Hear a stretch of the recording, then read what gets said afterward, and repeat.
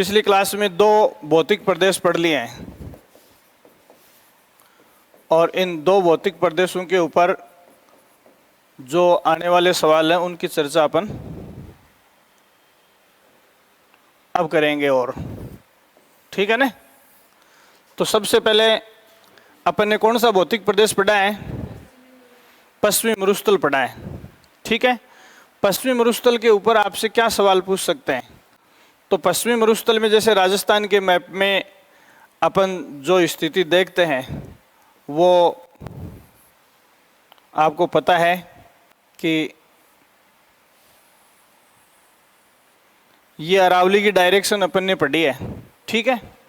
ये मरुस्थल जो है इसमें अपन 2 टाइप की चीज़ें देखते हैं। इसका उठा हुआ भाग कौन सा है?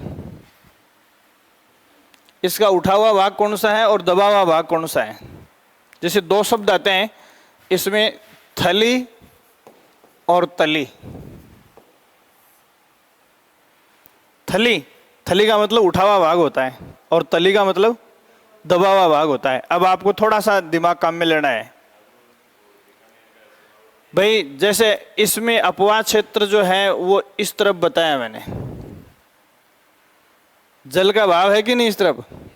इसका मतलब ये इसका उत्तरी पूर्वी भाग जो है वो उठा हुआ है, तो क्या है? थली है।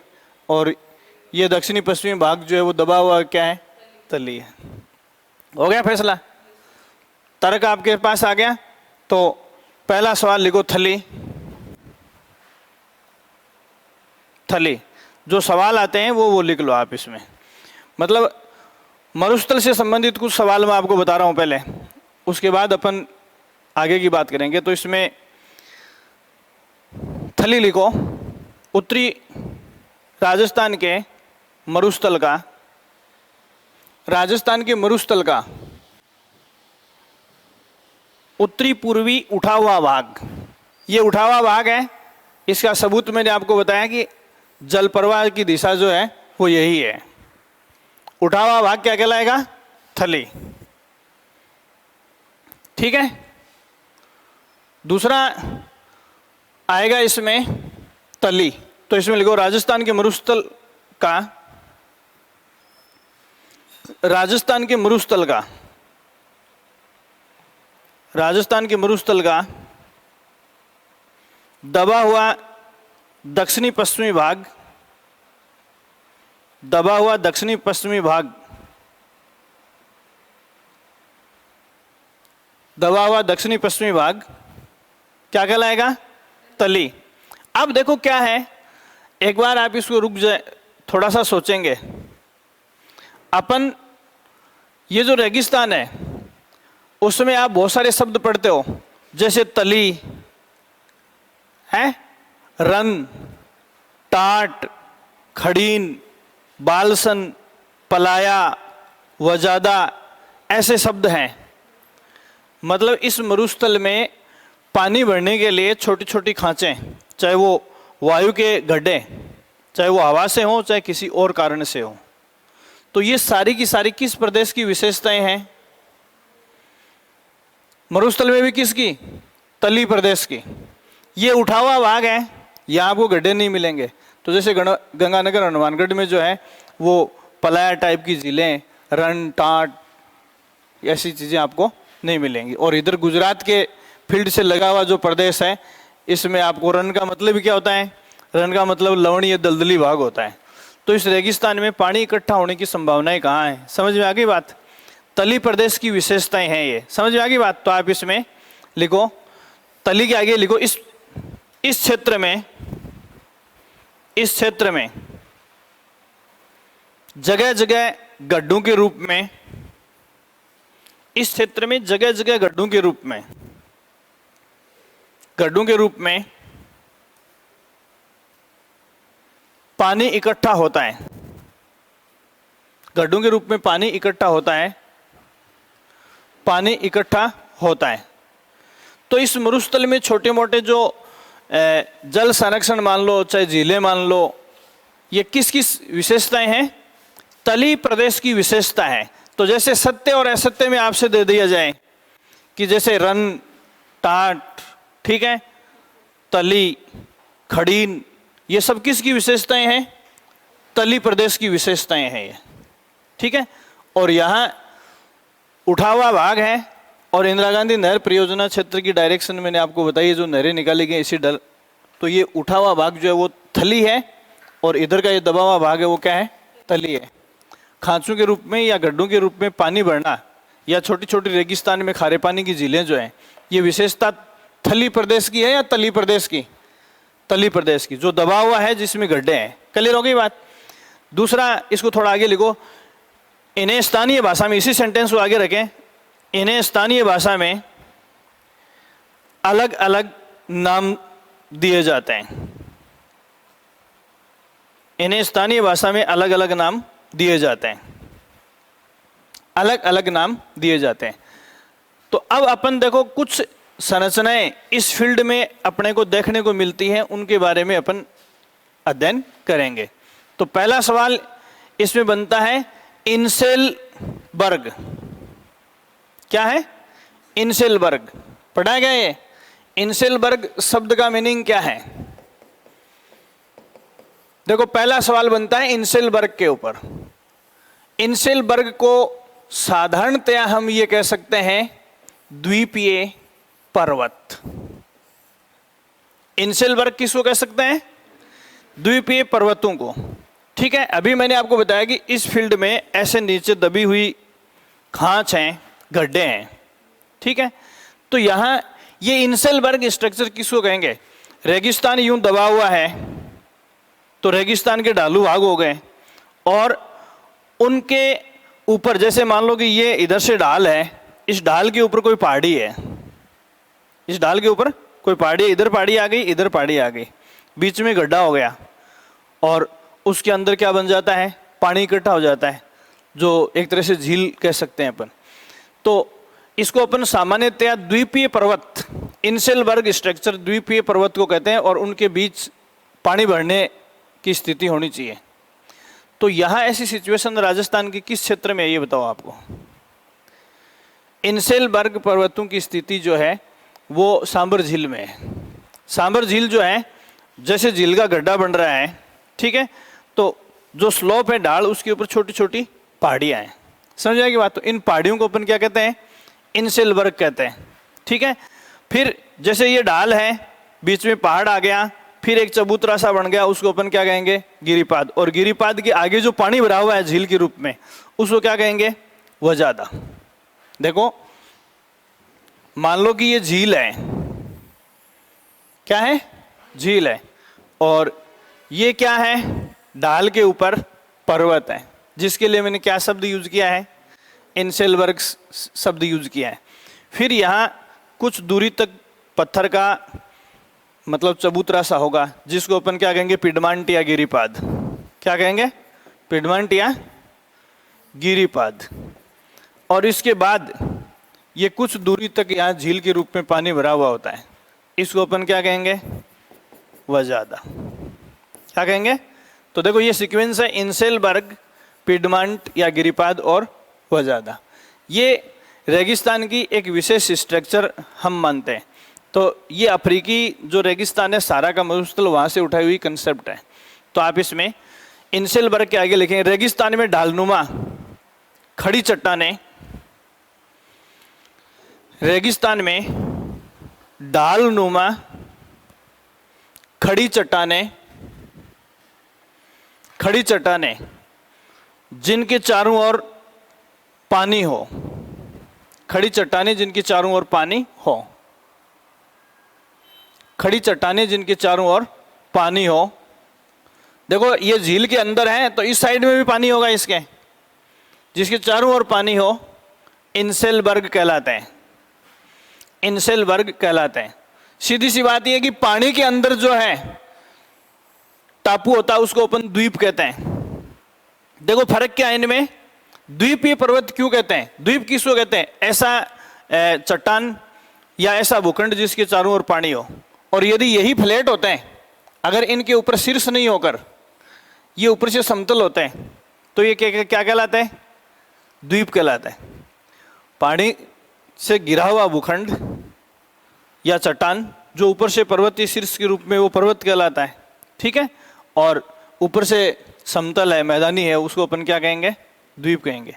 तो यहाँ ये पहला सवाल है, क्या है, इंसेलबर्ग।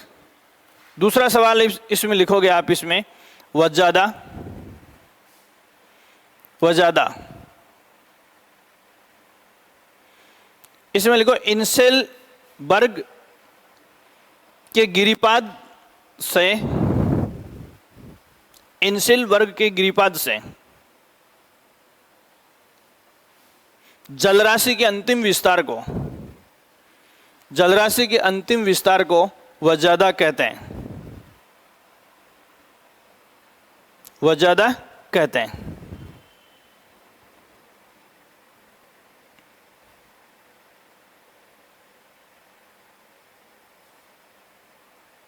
ठीक है, यहां देखो 3 शब्द में छोटे छोटे लिख रहा हूं जो एग्जाम में पूछते हैं।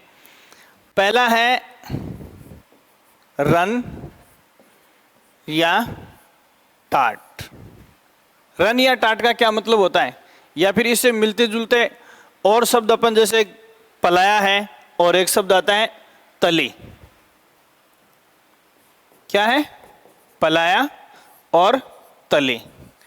अभी मैंने आपको बताया था कि जो दबा हुआ भाग है रेगिस्तान का दक्षिणी पश्चिमी, उसको अपन तली कहते हैं, और उसमें गड्ढे हैं, उनमें पानी भरने से कुछ जलाशय के रूप में या झीलों के रूप में ये आकार ले लेता है।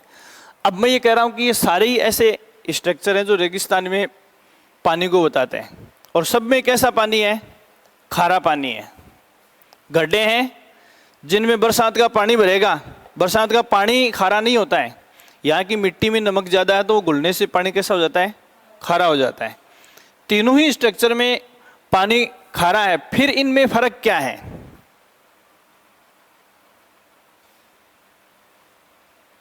फर्क क्या है, देखो ये स्ट्रक्चर रन या टाट है, ये किस से बनते हैं, वायु अपर्दन से, सॉरी ये नीचे वाला पलाया जो है वो किस से बनेंगे, वायु अपर्दन से। और ये बालू का स्तूपों के बीच टीले बनते हैं, और उनके बीच में जो जगह रह जाती है उनके बीच में पानी भरता है दोनों पानी की बात। तो यहां देखो, जैसे ये धरातल है, पलाया में क्या होगा, वायु के घर्षण से यहां से रेत उठ जाएगी और यहां क्या हो जाएगा, गड्ढा हो जाएगा। इस तरीके से धरातल से दबी हुई खारे पानी की झीलें एक तरह से ऐसा ही होती हैं ये। दूसरा, जैसे ये धरातल है, इसके ऊपर ऐसे स्तूप या टीले का निर्माण हो गया, फिर ऐसे स्तूप या टीले का निर्माण हो गया, और इस गड्ढे में पानी भर गया। समझ में आई क्या बात। तो जो वायु अपर्दन से गड्ढे बनते हैं वो क्या है, पलाया है, और दोनों तरफ बालू का स्तूपों की वजह से लूप या गड्ढा बनता है, उसमें पानी भरता है, तो इसको अपन क्या कहेंगे, रन या टाट। समझ में आ गई क्या अंतर, इन दोनों में मेन अंतर ये है। तो रन या टाट रेगिस्तानी धरातल से ऊपर बनेंगे, क्योंकि इनके ये जो लूप बनते हैं या गड्ढे बनते हैं वो किसकी वजह से बनते हैं, ये बनेंगे दोनों तरफ या चारों ओर टीले बनने से। और वायु अपर्दन से कई बार जैसे अपने यहाँ भी हवा से मिट्टी उड़ जाती है और खाइयाँ पड़ जाती हैं, तो उस हिसाब से गड्ढा होता है और उसमें पानी भरता है खारा, उसको अपन क्या कहेंगे, पलाया कहेंगे। दोनों में अंतर समझ में आ गया ना। तो देखो, अगर ये पूछा जाए कि खारे पानी की झीलें दोनों ही हैं, लेकिन दोनों को एक नहीं कह सकते, एक तल के नीचे है वायु अपर्दन से और दूसरा तल के ऊपर है। समझ में आ गई बात। तो छोटा सा मीनिंग लिख लो, पलाया वायु अपर्दन से निर्मित खारे पानी की झील,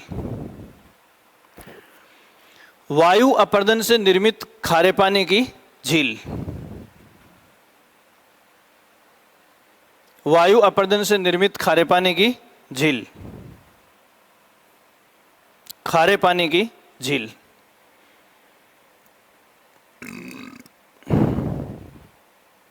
क्या कहलाएगी।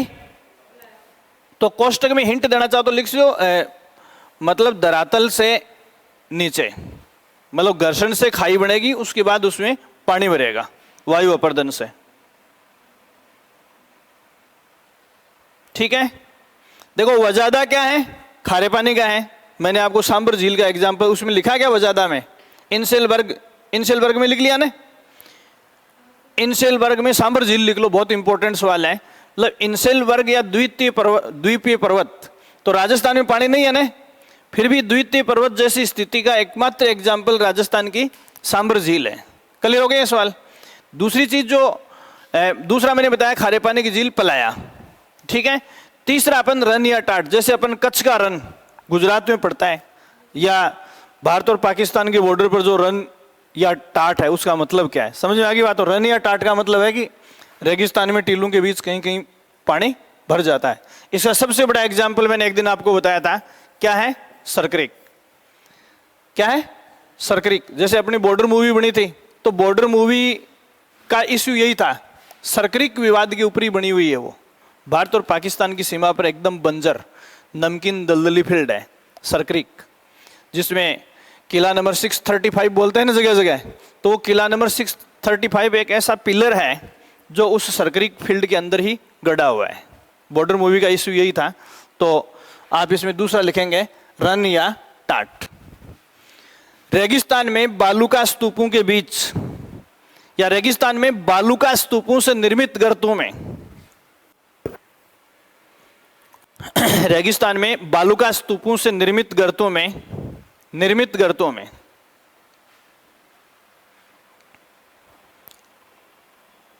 वर्षा जल भरने से निर्मित दलदली क्षेत्र, वर्षा जल भरने से निर्मित दलदली क्षेत्र, वर्षा जल भरने से निर्मित दलदली क्षेत्र क्या कहलाएगा, रन या टाट कहलाएगा। तो कच्छ का रन जो गुजरात का हिस्सा है वो लगभग ऐसा सा ही है, ठीक है। इसका सबसे बड़ा विवाद, वो एग्जाम्पल ये वापस रिपीट कर लो पीछे किसी ने, यह है सरक्रिक फील्ड या सरक्रिक क्षेत्र। भारत और पाकिस्तान के बीच में एक रन क्षेत्र ही है, एक तरह से दलदल है, कीचड़ है, पानी खारा है, कोई जीवन की उत्पत्ति उसमें होती नहीं है। तो ये तीन मैंने आपको कैसी बता दी है, खारे पानी की स्ट्रक्चर क्या क्या बता दी, वजादा, पलाया, रन या टाट, ठीक है। ये तीनों कैसी है, खारे पानी की।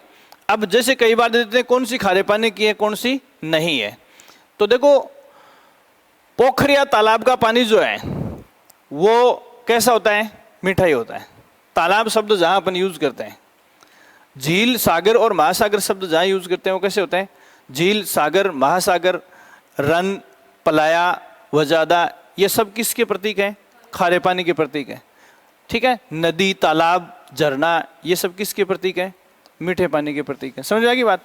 तो अगला आप इसमें सब लिखेंगे तली या पोखर, तली या पोखर। इसकी रेगिस्तान में क्या स्थिति है, तो देखो रेगिस्तान में क्या है, छोटे छोटे गड्ढे हैं।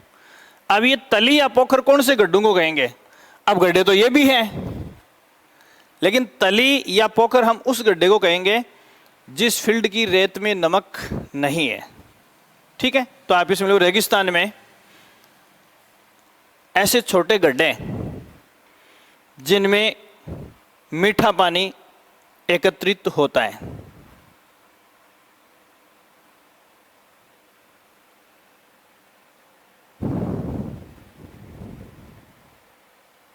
ठीक है। इसको आप देखेंगे, यहां सवाल इंपॉर्टेंट है।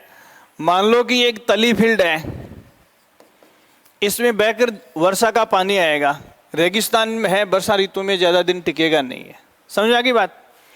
तो इसके नीचे जो पानी बहकर आएगा उसमें बहुत सारे जीवांश आएंगे, इसका मतलब ये मिट्टी कैसी है, उपजाऊ है। पानी इसमें कैसा बताया है, मीठा, इसका मतलब कृषि योग्य है। अब थोड़े टाइम बाद में जो इस गड्ढे में पानी आकर भरता है वो पानी सूख जाता है, ठीक है। सूखने के बाद ये जो उपजाऊ क्षेत्र है इसको राजस्थान की भूगोल में किसके नाम से जानते हैं, मरहो के नाम से, ठीक है। क्या कहेंगे इसको, मरहो।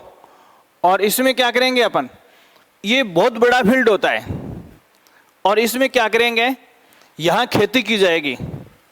क्या की जाएगी, खेती। और खेती करने की प्रणाली को अपन कहेंगे खड़ीन। क्या कहेंगे, खड़ीन। अब इसमें भी देखना अंतर क्या इन दोनों में। मरहो ये बहुत बड़ा, अब जैसे ये ढाल वाला क्षेत्र है पूरा का पूरा, आपको बताऊं मैं क्या होता है इसमें। ये ढाल है पूरे में, इधर से भी क्या होगा, पूरे में ढाल होगा, ठीक है। तो यहां क्या करते हैं, इधर मिट्टी की दीवार, इधर मिट्टी की दीवार, ठीक है, और इसके सामने पत्थर की दीवार, ठीक है, क्योंकि ये हाइट वाला है, मतलब एक क्यारी की तरह हो गया। फिर नीचे थोड़ा स्लोप लेके यहां फिर बना दिया जाता है, फिर बना दिया, सीढ़ियों के रूप में हो गया। नहीं क्लियर होगी बात। अब देखो दो तरफ मिट्टी की दीवार, अब ये पत्थर की दीवार क्योंकि पानी का प्रेशर इधर ही पड़ेगा, और यहाँ एक वाल या नाला खोलने की व्यवस्था इसमें ये लोग रखते हैं। तो जैसे ये नीचे नीचे वाला भर गया, ठीक है, इसको बंद कर दिया, फिर ये भर गया, इसको बंद कर दिया, फिर ये भर गया, इसको बंद कर दिया, फिर ये भर गया, इसको बंद कर दिया। ये प्राचीन 15वीं शताब्दी की प्रणाली है, और विशेष तौर से जैसलमेर में 15वीं शताब्दी के आसपास ये बहुत ही पॉपुलर कृषि प्रणाली थी पूरे पश्चिमी राजस्थान में, ठीक है। तो ये जो वाल या छेद है इसको क्या लिखते हैं, नेटा। क्या कहते हैं, नेटा, ठीक है। इस वाल को बंद कर देंगे, जैसे जैसे भरता, जैसे अपन क्यारियों से पानी नहीं देते क्या दोरे से, ठीक ऐसी प्रणाली थी है। तो यहां समझ में आ गई होगी बात। इस पूरे फील्ड को क्या कहेंगे, मरहो। और ये इस मरहो क्षेत्र में कृषि की, अब जैसे ये उपजाऊ हो गया, पानी सूख गया, उसके बाद में खड़ीन पद्धति से अपन क्या करेंगे, खड़ीन पद्धति से अपन यहां सिंचाई करेंगे। तो खड़ीन पश्चिमी राजस्थान में या राजस्थान के रेगिस्तानी भागों में क्या है, सिंचाई की एक पद्धति है, ठीक है। ये किन क्षेत्रों में की जाती है, तो जब तली सूख जाती है, ये पूरी क्या है, तली है, और तली में सिस्टम क्या लगा होता है, ये समझ में आ गई बात, क्लियर हो गई बात। इसके अलावा इसमें एक और करते हैं कि इन क्यारियों में क्या करते हैं, जहां पौधे लगाते हैं वहां थोड़ा थोड़ा घास फूस उसके ऊपर डाल देते हैं, तो लंबे समय तक वाष्पोत्सर्जन नहीं होने से क्या वो नमी नहीं हो, नमी रुकी रहती है। ये प्रणाली है इसमें। तो खड़ीन बहुत ही मजबूत कृषि प्रणाली थी उस समय की। तो आप इसमें लिखो, अगला आप इसमें लिखो मरहो। मरहो, मरहो, मरहो, ठीक है। इसके आगे लिखो, जब तली सूख जाती है तो उसमें बची हुई, जब तली सूख जाती है तो उसके उपजाऊ मिट्टी वाले क्षेत्र को, तो उसके उपजाऊ मिट्टी वाले क्षेत्र को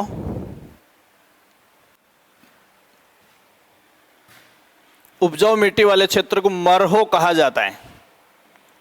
उपजाऊ मिट्टी वाले क्षेत्र को मरहो कहा जाता है। सिस्टम समझ में आ गया क्या होता था इसमें, ठीक है।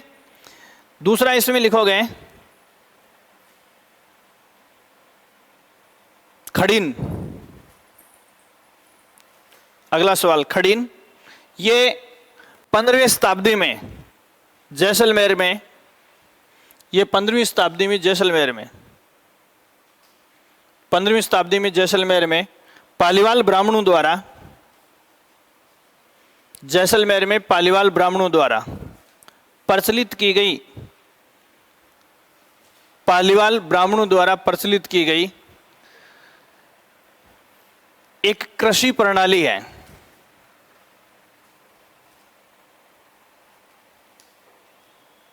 एक कृषि प्रणाली है, कृषि प्रणाली है। कृषि प्रणाली से भी पहले एक शब्द और जोड़ लो आप। कृषि से पहले सामुदायिक शब्द लिख लेना। ये जो देखो मिट्टी की दीवार बनाना, चूने की दीवार बनाना, कम्युनिटी के सारे लोग मिलकर, गांव के सारे लोग मिलकर करते थे। तो क्या सामुदायिक कृषि प्रणाली है जिसमें तली क्षेत्र में, तली क्षेत्र में दो तरफ मिट्टी की, तली क्षेत्र में दो तरफ मिट्टी की तथा एक तरफ पत्थर की दीवार बनाई जाती थी। एक तरफ पत्थर की दीवार बनाई जाती थी, बनाई जाती थी, जिसमें जल निकासी के लिए रखे जाने वाले मार्ग को नेहटा कहा जाता था। जल निकासी के लिए रखे जाने वाले मार्ग को नेहटा कहा जाता था।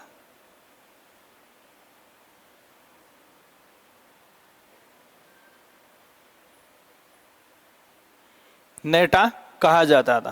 देखो, बहुत ही सन्निकट उच्चारण वाले सवालों में कई बार कंफ्यूज किया जाता है। समझ में आ गई बात?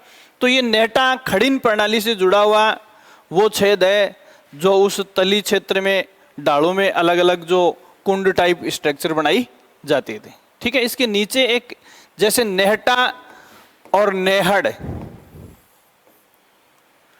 इन दोनों में क्या फर्क है? तो नेहटा का संबंध खड़ीन कृषि प्रणाली से है और नेहड़ का संबंध किससे है? अपना डूंगरपुर और बांसवाड़ा जो है उसकी बाउंड्री किससे लगती है? गुजरात से। तो देखो, गुजरात की सीमा और डूंगरपुर और बांसवाड़ा की सीमा के ऊपर एक दलदली फील्ड है। जैसे मैंने आपको बताया कि गुजरात और पाकिस्तान की सीमा, गुजरात और पाकिस्तान की सीमा जो है उसको अपन कच्छ का रन या टाट या विशेष तौर से उसको पर्टिकुलर नाम अपन ने दलदली वाग को सरक्रीक दिया है। ये किसकी बात है? गुजरात और पाकिस्तान के बीच की।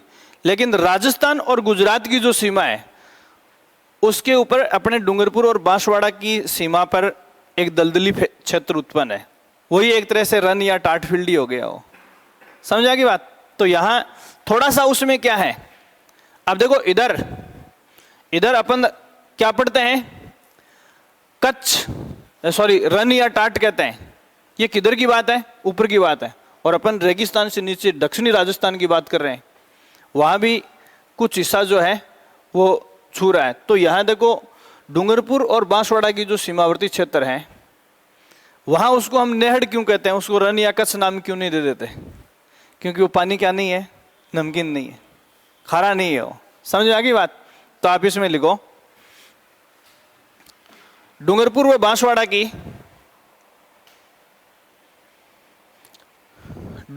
बांसवाड़ा के सीमावर्ती क्षेत्रों में, नोट लगाना इसको, डूंगरपुर व बांसवाड़ा के सीमावर्ती क्षेत्रों में स्थित दलदली क्षेत्र को नेहड़ कहते हैं। अब देखो, नेहड़ खारे पानी का दलदल नहीं है। खारे पानी के दलदल को अपन क्या कहते हैं? रन या टाट कहते हैं। समझ में आ गई बात? है दोनों दलदल। तो राजस्थान की सीमाओं पर स्थित दलदली क्षेत्र है। देखना सवाल अब कहां से कहां चला गया। राजस्थान की सीमाओं पर स्थित दलदली क्षेत्र है। एक तरफ दे दिया रन, ए में, बी में दे दिया नेहड़, सी में दे दिया ए व बी दोनों, और डी में दे दिया इंसेलबर्ग लिख दिया। तो अब सवाल को दो जगह से मिक्सअप कर दिया है। समझ गए आप? गाइड वाले क्या है, एक लाइन से एक ही जगह से सवाल उठाते हैं, जबकि आरपीएससी जो एक्सपेरिमेंट कर रही है वो इस तरीके से कर रही है, दो जगह से आपको उठा के दे दिया। तो जहां रन आपके दिमाग में है, तो देखो, दलदली है, नेहड़ भी है और रन भी है। मीठा दलदली नेहड़ है और खारा दलदली रन है। समझ में आ गई बात? इस हिसाब से थोड़ा सा इनका अटैचमेंट आपको देखना है। ये मैंने आपको खास एक शब्द आता है इसमें, बालसन। क्या शब्द आता है? बालसन। अभी अपन इस रेगिस्तान में जो जल भराव है उनकी बात कर रहे हैं। बालसन किसको कहते हैं? देखो, ऐसा मरुस्थल जिसको किसने घेर रखा है? पर्वतीय चट्टानों ने, मतलब पहाड़ों से घिरा हुआ मरुस्थल। और अभी देखो, अपन ने पलाया की बात की, रेत से निर्मित है। ठीक है। रन या टाट की बात की, किससे निर्मित है? रेत से निर्मित है। ये स्ट्रक्चर रेत की है, ये स्ट्रक्चर रेत की है। यहां दोनों चारों तरफ और नीचे पेंदे में क्या है? रेत है। इसमें क्या होगा? इसमें जैसे ये पहाड़ है और ये पहाड़ है, ये नीचे पेंदे में क्या है? रेत है, और बाकी क्या है? पहाड़ है। चारों तरफ दीवार जो है वो पत्थर की है और नीचे पैंदा किसका है? रेत का है। इसका मतलब पहाड़ी ढलानों से पानी बहकर आएगा, लेकिन इसका भी पैंदा क्या है? बाबा जी की लालटेन की तरह है? बताया था क्या मैंने आपको? वो कोई प्रिंस जैसा एक चेला पाल लिया था एक बाबा जी ने, और गांव के जोड़े में कोई बहुत बड़ा मंदिर बना दिया था, ठीक है। अब उसमें एज ए ट्रस्टी बना दिया, जैसे अपने फेस्टिवल पे या कार्यक्रमों में जैसे कढ़ाई, टेंट, गद्दे, रजाई, लालटेन ऐसा रखते हैं ना अपन, कोई मंदिर वगैरह में सामान डाल देते हैं, एक जगह किसी को जरूरत होती है तो उठा के ले जाते हैं। तो एक दिन बाबा जी को बाहर जाना था, तो बाबा जी ने चेले को समझाया कि मैं तो जा रहा हूँ बाहर, और पीछे से कोई आइटम लेने आए तो देना नहीं है। तो जैसे ही बाबा जी निकले, पीछे से कोई सामान लेने आ गए, तो चेले ने सीधा बोला बाबा जी ने मना किया है, सामान नहीं देंगे। बाबा जी आए तो बाबा जी को बताया कि बाबा जी को आए थे और मैंने आपका नाम लेके मना कर दिया। तो बोले बावड़े ऐसे नहीं कहते हैं। अब वो लेने क्या आए थे? वो लेने आए थे गद्दा। बोले बेटा क्या लेने आए थे? गद्दा लेने आए थे। बोले बाबा जी। तो बोले आगे से कोई आए तो उनको कह देना कि गद्दे की तो रुई टूटी हुई है। वो रजाई लेने आए थे तो बोले रजाई की रुई टूटी हुई है, अंदर से देखते हैं बाहर दिखाई देता है, ठीक है। तो एक दिन बाबा जी फिर बाहर निकले तो गांव वाले लालटेन लेने आए। गांव वाले लालटेन लेने आए तो बोले यार उसकी तो रुई टूटी हुई है, उसके तो अंदर से देखते हैं तो बाहर दिखाई देता है, ठीक है। शाम को बाबा जी को पूरा माजरा सुनाया। तो बोले बेटा ऐसे नहीं कहते, आगे से कोई आए तो ऐसे करना है कि उसकी तो उसका तो गोला ही फूटा हुआ है और उसकी बत्ती धप धप कर रही है, ठीक है, और ऊपर से डालते हैं नीचे से निकल जाता है। फिर एक दिन बाबा जी बाहर थे तो गांव वालों ने बाबा जी को जिमने का निमंत्रण देने के लिए भेजा किसी को। तो आते ही चेले ने कहा बोला बाबा जी का तो गोला ही फूटा हुआ है, उनकी तो बत्ती धप धप कर रही है, ऊपर से डालते हैं नीचे निकल जाता है।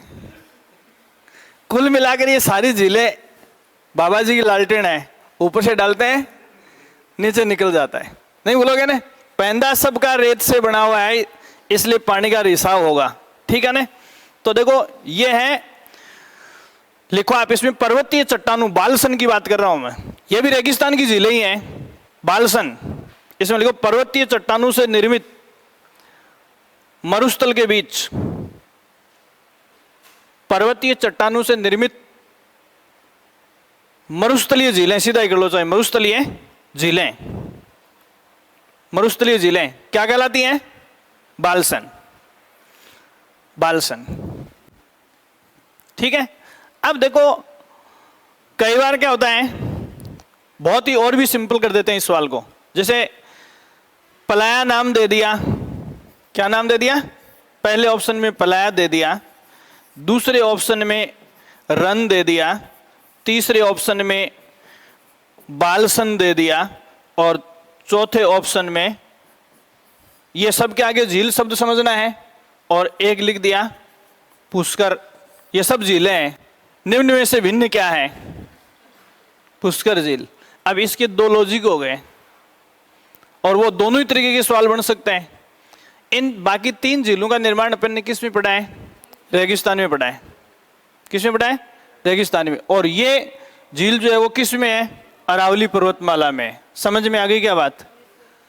तो ये जो है कैसी झील है? अब आप सोचोगे कि पत्थर के ऊपर झील कैसे बनी, तो देखो मैं आपको बता दूं कि पर्वतीय क्षेत्रों में जितनी भी झील आप पढ़ते हो, ऑल आर फॉर्म्ड बाई, किससे बनेंगे बेटा?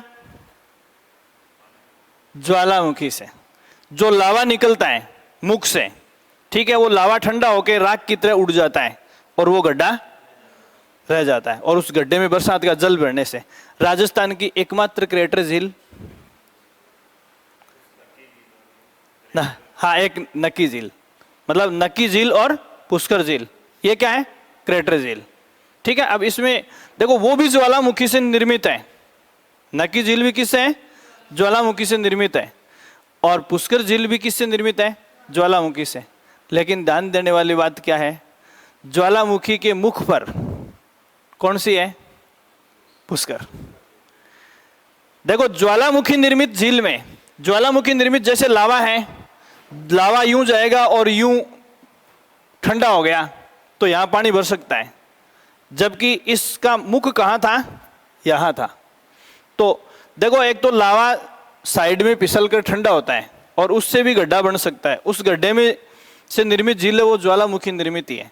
लेकिन यहां से इस मुख से लावा निकल रहा था, थोड़े टाइम बाद में ज्वालामुखी ठंडी पड़ जाती है, यहां से राख जो है वो उड़कर बाहर चली जाती है और इसमें पानी भर जाता है। क्रेटर झील ज्वालामुखी के मुख पर निर्मित। तो ज्वालामुखी के मुख पर निर्मित राजस्थान की एकमात्र झील कौन सी है? पुष्कर है। अब वो पुष्कर झील को आप पढ़ोगे तो वर्मा जी ने फूल फेंके थे, हैं ऐसे पता नहीं क्या क्या किंवदंतियां पढ़ते हो, सब बकवास है। किससे निर्मित है? ज्वालामुखी के मुख पर निर्मित है। लावे के ठंडे होने से, राख के हटने के बाद यहाँ पानी भरा है। ठीक है, ये चीज है। तो यहाँ अंतर, ये सब रेगिस्तानी झीलें हैं, ये अरावली पर्वत श्रृंखला की झील है। दूसरी बात, एक तरफ तो ये हो गया। दूसरा, इन सब का रेगिस्तानी गतिविधियों से संबंध है और इसका संबंध किससे है? ज्वालामुखी से। ज्वालामुखी के मुख को क्रेटर कहते हैं। तो क्रेटर पर निर्मित या क्रेटर से निर्मित एकमात्र झील कौन सी है? पुष्कर है राजस्थान की। ये हो गया। इसके बाद में एक सवाल, जैसे ये झीलों की अपन ने कर ली, इसके बाद में कई बार क्या है, इस रेगिस्तान के ऊपर स्तूप के ऊपर भी चर्चा कर लेते हैं। स्तूप यहाँ किसको कहेंगे अपन? टीलों को कहेंगे। इस रेगिस्तान में स्तूप के ऊपर कई बार सवाल पूछ लेते हैं, जिनको कई बार एक आध बार अंग्रेजी में लिख दिया है। जैसे ये शब्द पढ़ते हो ना आप, दून और द्वार, ये शब्द कहाँ के लिए विख्यात हैं? दून और द्वार हिमालय के लिए विख्यात है। हिमालय की पर्वत श्रेणी की जो पूर्वी घाटियां हैं उनको दून कहते हैं और पश्चिमी को क्या कहते हैं? द्वार। पश्चिमी को क्या कहते हैं? द्वार कहते हैं। तो यहां देखो, ये दून और द्वार मुख्यतया स्ट्रक्चर किसकी हैं? पर्वतों की हैं। पर्वतीय भूगोल का हिस्सा है दून और द्वार। और अगर इसी दून से पहले सैंड शब्द लगा दें तो टीले को मिट्टी का पहाड़ कह सकते हैं। टीले को मिट्टी का पहाड़ कह सकते हैं। तो ध्यान रखना, ये सैंड, दून, मिट्टी के पहाड़ किसको कहेंगे? तो इसके आगे ये लिख लेना आप, सैंड डून्स। क्या लिखोगे? Sand dunes. टीले ही है ये। अब इनकी अपन बात करें तो इनके टाइप्स की चर्चा की जाती है। पहला टाइप कौन सा होता है? पहला होता है पवनानुवर्ती या रेखीय। ठीक है, ये मरुस्थली भूमि है। देखो, अनुदैर्घ्य और अनुप्रस्थ, ये दो शब्द होते हैं। अनुदैर्घ्य और अनुप्रस्थ। अनुप्रस्थ 90 डिग्री के एंगल पर होते हैं और ये पैरेलल या समानांतर 180 डिग्री के एंगल पर होते हैं। अनुदैर्घ्य, पैरेलल। समझ में आ गई बात? जैसे अपन थाली के ऊपर चोट करते हैं, ठीक है, तो एक तो जैसे मान लो थाली के बीच में चोट की है तो उसमें तरंग या कंपन जो है किनारे की ओर बढ़ेंगे। ये क्या है? अनुदैर्घ्य है। और एक थाली का तल ऊपर नीचे होगा, दर्द रहेगी वो, तो वो कैसा है? अनुप्रस्थ है।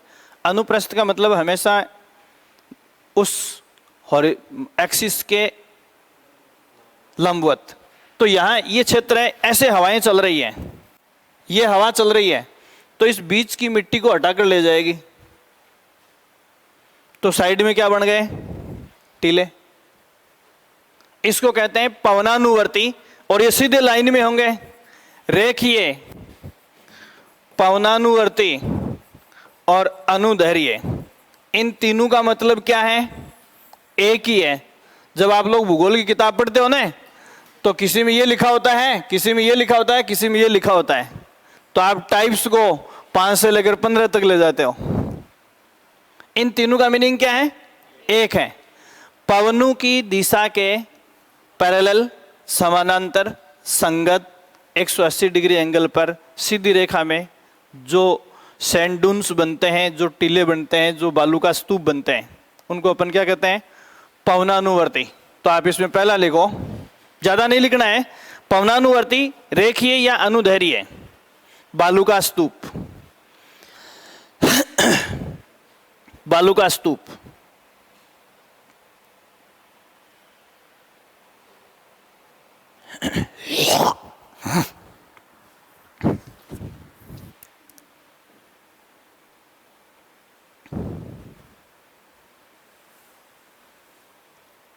समझ गए आप? दोहरा शब्द जानते हो क्या?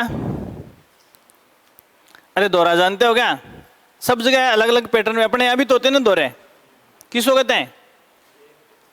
क्यारियों से पानी देते हैं, तो ऐसे ही तो होते हैं। जैसे ये दीवार है और बीच से पानी जा रहा है, ऊपर उठा हुआ है। कन्हैयालाल सेठिया की लील टांस पड़ी है क्या? धरती दोहरा रही है। तो ये दोहरे इस टाइप के सीधी रेखा में लंबे लंबे टीले जिन जिलों के विख्यात हैं, उसमें जैसलमेर, जोधपुर और बाड़मेर। मतलब दोहरे जिन जिलों के विख्यात हैं, ये एक तरह से क्या हो गए?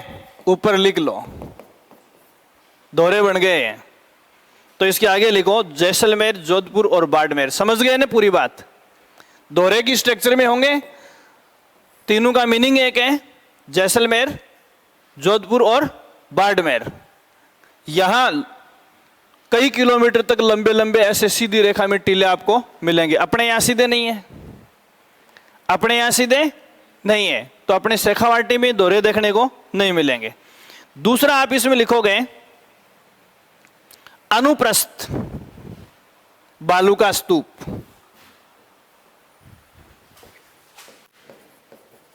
अनुप्रस्थ बालू का स्तूप। ये कैसे होंगे? पवनों के लंबवत, पवनों के लंबवत 90 डिग्री पर। देखो ये हवा चल रही है, ठीक है, और हवा जैसे जैसे कमजोर पड़ती जाएगी, तो हवा इधर से रेत को ले जाके ऐसे छोड़ देती है। अब देखो वहां उसमें और इसमें क्या फर्क है? वहां हवा की एक डायरेक्शन दो स्तूपों का निर्माण कर रही थी, क्योंकि उसके बीच से मिट्टी को काट रही थी। यहां एक तरफ से मिट्टी को उड़ा के एक सीधी लाइन में जमा रही है तो ये भी सरल रेखीय है, तो ये भी सरल रेखीय है। लेकिन जो अभी मैंने अनुदैर्घ्य बताए वो डुअल लाइन्ड होते हैं, एक साथ दो लाइनें या दो टीले बनेंगे, युग्म बनेगा, जबकि इसमें एकल सरल रेखीय टीलों का निर्माण होता है। एक ही बनेगा, एक ही लाइन बनेगी। तो आप इसमें लिखो पवनों की दिशा के समकोण पर, पवनों की दिशा के समकोण पर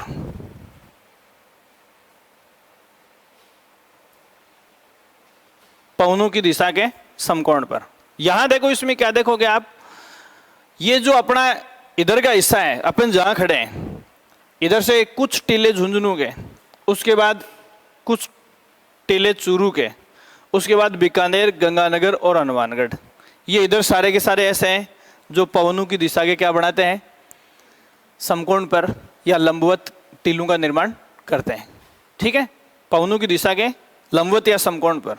तो इसमें लिखो बीकानेर, गंगानगर, हनुमानगढ़, चूरू। नक्शे में इमेज बननी चाहिए आपकी, मतलब कौन से फील्ड में ऐसा हो रहा है। एग्जाम्पल ही पूछते हैं यहां से, बीकानेर, गंगानगर, हनुमानगढ़, चूरू और झुंझुनू। यहां जो टीले हैं, हालांकि कुछ दूसरी टाइप के भी हो सकते हैं बीच में, लेकिन बहुतायत या मुख्यतः यहाँ के टीले कैसे हैं? अनुप्रस्थ टीले हैं। समझ आएगी बात? ऐसे मतलब दोहरे की तरह अपने को लंबी दूरी तक ऐसे टीले देखने को नहीं मिलेंगे। तीसरा जो है अर्धचंद्राकार या बरखान।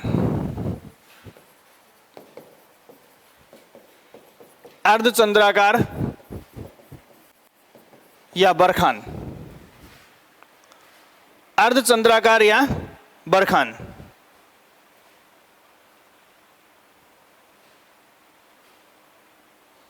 कैसा होगा? देखो आधा चांद ऐसा होता है?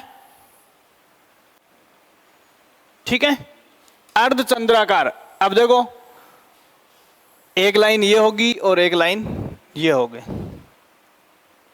ये राजस्थान के टीलों में सर्वाधिक मोबाइल टीले हैं। मोबाइल का मतलब होता है चलत, जिनमें गति पाई जाती है।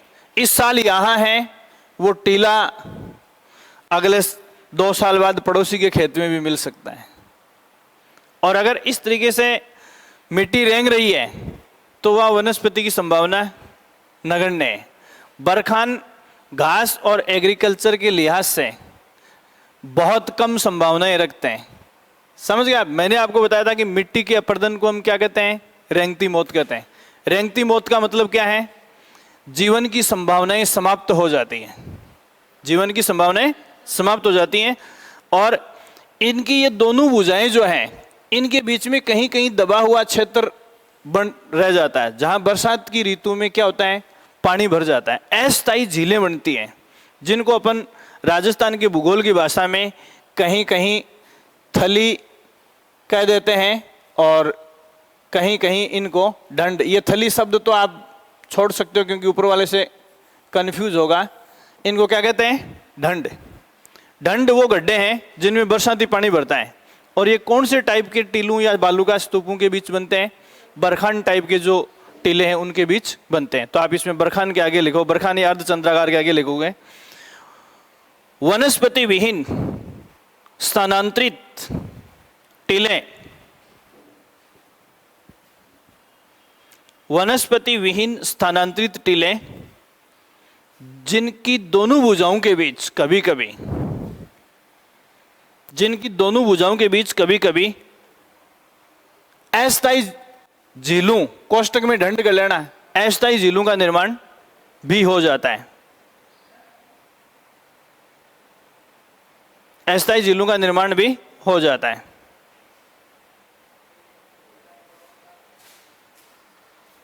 ठीक है, देखो राजस्थान के नक्शे में ये दक्षिणी पश्चिमी हवाएं हैं। ये देखना, सॉरी डायरेक्शन उल्टी दिखा दी। ये क्या है? दक्षिणी पश्चिमी हवाएं। इस डायरेक्शन की हवाएं राजस्थान में कब चलती हैं? मार्च से सितंबर तक। मार्च से सितंबर तक। तो यहां मार्च से सितंबर तक ये जो हवाएं चलती हैं, इन हवाओं से ही इनका निर्माण होता है, मतलब स्थान भी बदल जाता है। ठीक है, तो एक तो ये दक्षिणी पश्चिमी हवाओं से निर्मित होते हैं, ये शब्द ध्यान में रखना। अर्धचंद्राकार या बरखान टीलों का जो निर्माण होता है वो कौन सी पवनों से? स्थानांतरित, मिट्टी को ज्यादातर हटाने का या मिट्टी की जगह बदलने का काम जो है वो मार्च से सितंबर के बीच में ही होता है। दूसरी बात, इनका निर्माण कहाँ होता है? तो देखो बरखान जो है वो चूरू के एक विशेष क्षेत्र के हैं, भालेरी। और ये न केवल राजस्थान की भूगोल में बल्कि विश्व भूगोल में एक चर्चित स्थान है, आधे चांद की तरह। और सीकर में भी जो टीले पाए जाते हैं वो बरखान टाइप के ही हैं। तो आप इसमें लिखो मार्च से सितंबर तक चलने वाली दक्षिणी पश्चिमी, मार्च से सितंबर तक चलने वाली दक्षिणी पश्चिमी पवनों से स्थानांतरित, दक्षिणी पश्चिमी पवनों से स्थानांतरित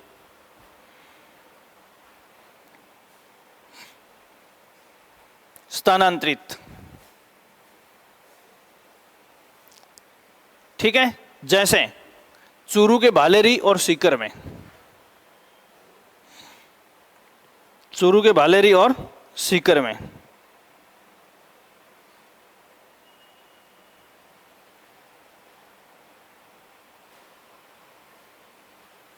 ठीक है, यहां देखो मैं आपको जो राजस्थान में जितने बालू का स्तूप या टीले पाए जाते हैं उनमें सबसे ज्यादा संख्यात्मक या क्षेत्रफल की दृष्टि से कौन से पाए जाते हैं, यही है। तो आप इसमें राजस्थान में सर्वाधिक टीले या राजस्थान के सर्वाधिक टीले इसी श्रेणी के हैं। राजस्थान के सर्वाधिक टीले इसी श्रेणी के हैं। राजस्थान के सर्वाधिक टीले इसी श्रेणी के हैं।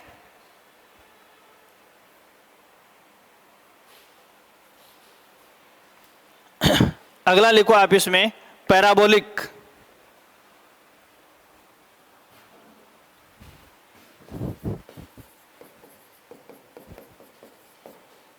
पैराबोलिक क्या बोलोगे इनको? बालू का स्तूप।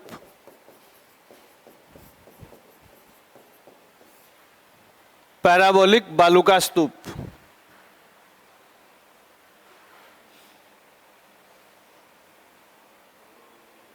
हैं? पैराबोलिक बालू का स्तूप किसको कहेंगे? एकदम झाड़ियों के पास नहीं होता है। पैराबोला का मतलब क्या होता है? पहली बात तो इनकी आइज। पैराबोला किसको कहते हैं? जैसे अपन हाथ में पत्थर को लेके फेंकते हैं दूर तक, तो एक बार हाइट तक जाएगा फिर नीचे आएगा। पैराबोलिक पथ जान गए ना इसको अपन। या इसको जो हेयर पिन होती है, महिलाएं बालों में पिन लगाती है, हेयर पिन के, तो इसको ऊपर लिख लो लाइक हेयर पिन।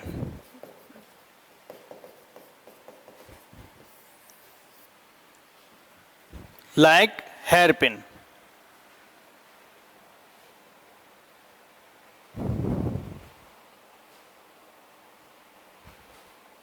ठीक है, देखो इसमें सभी प्रकार की वनस्पति का योग होता है। इसमें सभी प्रकार की खाली झाड़ियों का नहीं होता है। जैसे पेड़ की जो है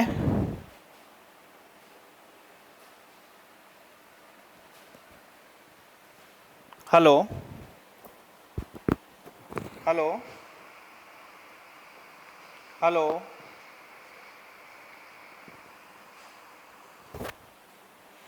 तो इसके आगे लिखो, इस प्रकार के टीलों के निर्माण में, इस प्रकार के टीलों के निर्माण में वनस्पतियों का योगदान होता है। वनस्पतियों का योगदान होता है।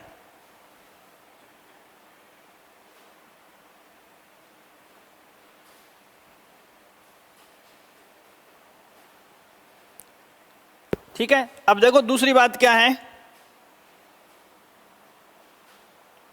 अभी मैंने आपको बताया कि राजस्थान में सर्वाधिक टीले जो हैं वो किस श्रेणी के हैं? बरखान टाइप के हैं। किस टाइप के हैं? बरखान टाइप के। यहां ये सवाल बार बार आता है लेकिन कंफ्यूज होता है। देखो राजस्थान के अरावली के उत्तर पश्चिम में कितने टीले हैं? कितने टीले हैं? 12। टोटल 13 जिले हैं, लेकिन उनमें से हम एक को इसमें काउंट नहीं करेंगे। किसको? है सिरोही को। सिरोही अरावली की पर्वत श्रेणियों के उत्तर पश्चिम में अधिकांश हिस्सा रखता है, लेकिन उसको हम रेगिस्तान नहीं मानते हैं। इन 12 जिलों में अगर ये पूछा जाए कि कोई भी ऐसा जिला नहीं है जिसमें उस टाइप का बालू का स्तूप या टीला देखा नहीं जाता, तो वो कौन सा है? पैराबोलिक। इस टाइप के टीले कमोबेश राजस्थान के सभी जिलों में देखने को मिलते हैं। जबकि राजस्थान में जितने टीले हैं उनमें से अधिकांश किस टाइप के हैं? बरखान टाइप के। समझ गए आप? तो सर्वाधिक जो बालू का स्तूप है वो बरखान श्रेणी में आते हैं। लेकिन ऐसा कौन सा टाइप है जिसके 2-4 एग्जाम्पल ही होंगे, लेकिन प्रत्येक जिले में अपने को मिल जाएंगे। तो आप इसके आगे लिखो, इस श्रेणी के बालू का स्तूप राज्य के, इस श्रेणी के बालू का स्तूप राज्य के। ये दोनों सवालों में अंतर है। इस श्रेणी के बालू का स्तूप राज्य के समस्त, राज्य के समस्त रेगिस्तानी जिलों में देखे जा सकते हैं, समस्त रेगिस्तानी जिलों में देखे जा सकते हैं।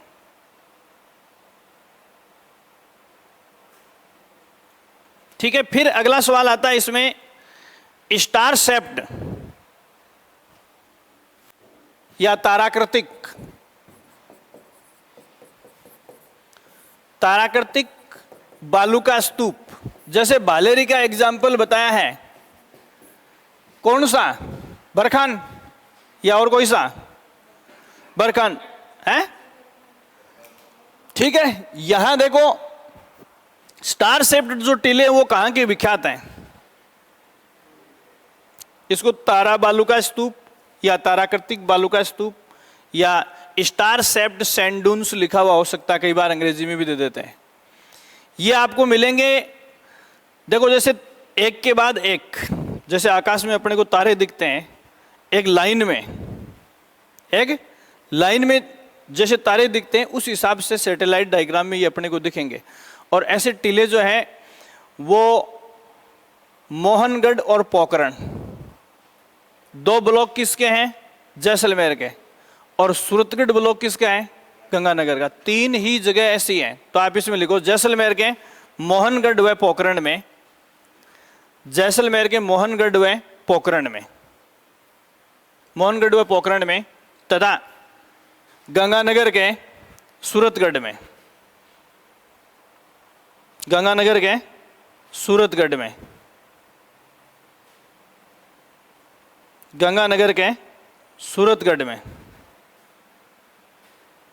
गंगानगर के सूरतगढ़ में।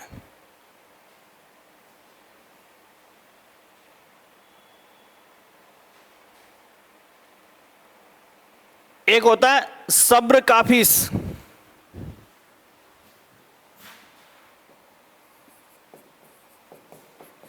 इसको सीधा वैसे ही पूछते हैं, सब्र काफिस क्या है, बालू का स्तूप का एक प्रकार है। सब्र काफिस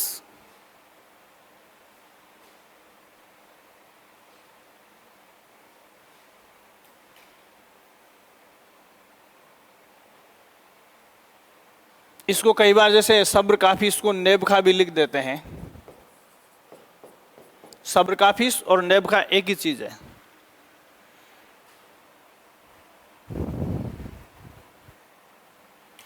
एक शब्द पूछूं मैं आपसे, पश्चिमी राजस्थान में वनस्पति की स्थिति कमजोर है, फिर भी एक शब्द आता है ओरण, किसको कहते हैं,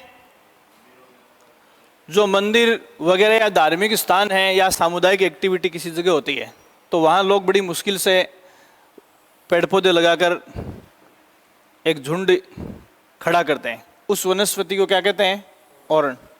ओरण मतलब रेगिस्तानी जंगल को कहते हैं, ये मान सकते हैं, बड़े भूभाग के ऊपर पेड़ लगाते हैं। तो यहाँ इस ओरण में ज़्यादातर जो पेड़ पौधे होते हैं वो कौन से होते हैं, श्रब्स होती हैं, झाड़ियाँ होती हैं। ठीक है, तो झाड़ियों में अपने यहाँ भी पेड़ पौधों में मिट्टी उलझ कर क्या बन जाती है, टीले का निर्माण कर लेती है। ठीक है, तो सब्र काफिस बालू का स्तूप का वो टाइप है जिसका निर्माण पश्चिमी राजस्थान की झाड़ियों में होता है। समझ आया कि झाड़ी का मतलब कांटेदार मध्यम आकार के जो पेड़ पौधे हैं उनसे है। तो आप इसमें लिखो, पश्चिमी राजस्थान में झाड़ियों के झुंड के आसपास, झाड़ियों के झुंड के आसपास निर्मित बालू का स्तूप, निर्मित बालू का स्तूप।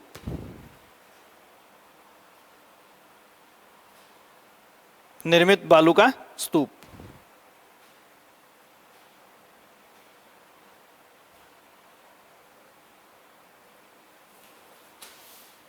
ठीक है, ये कुछ सवाल थे जो इस रेगिस्तान से जुड़े हुए थे। अब कुछ सवाल हैं जो मैं आपके साथ अरावली से जुड़े हुए करूंगा। दो भौगोलिक प्रदेश अपन ने पढ़े हैं, अरावली के ऊपर कुछ फैक्ट आपको ध्यान में रखने हैं। तो पहले एक सवाल लिखेंगे, सुमेलित करें, सुमेलित करें ए बी सी डी और 1 2 3 और 4। इस हिसाब से आप इनको बनाएंगे।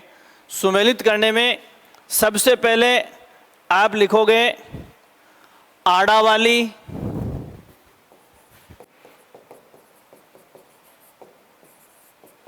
दूसरा आड़ा वाली और आबू गुलाब, आबू गुलाब, और एक शब्द लिखो आड़ावता,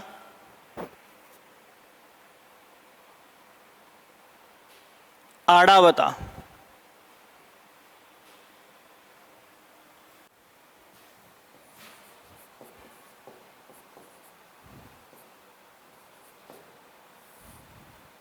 आड़ावता, और एक लिखो देसहरो, देसहरो। ठीक है, पहले में लिखो बूंदी, पहले में क्या लिखोगे? बूंदी। दूसरे में लिखो सिरोही, और तीसरे चौथे में लिखोगे आप उदयपुर और उदयपुर, उदयपुर और उदयपुर। ठीक है, देखो अरावली पर्वत श्रेणियों, जैसे अरावली का प्राचीन नाम क्या है? अड़ावता। अरावली का प्राचीन नाम क्या है? अड़ावता। देखना, जोड़ना इस बात को, ये टोटल मैच है।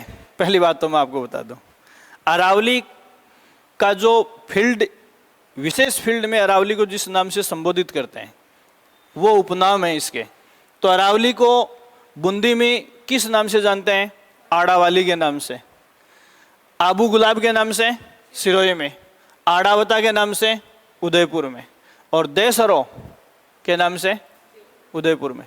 तो देखो अरावली का प्राचीन नाम क्या है? आड़ावता। तो इस शब्द के ऊपर दो सवाल बन गए, ये ध्यान रखना। तो अरावली का जो प्राचीन नाम है वो बेसिकली अरावली की पहाड़ियों के लिए किस जिले में प्रचलित है? उदयपुर में प्रचलित है। ठीक है, ये अरावली की पहाड़ियों का ये देसरो, ये वो तस्त्री नुमा क्षेत्र है। क्या है? तस्त्री नुमा क्षेत्र है जिसके अंदर उदयपुर शहर बसा हुआ है। जैसे अपनी तस्त्री नहीं होती क्या, प्राती, उसकी तरह है पहाड़ियों के बीच, और उसी में ये शहर बसा हुआ है, जिसको किस नाम से जानते हैं?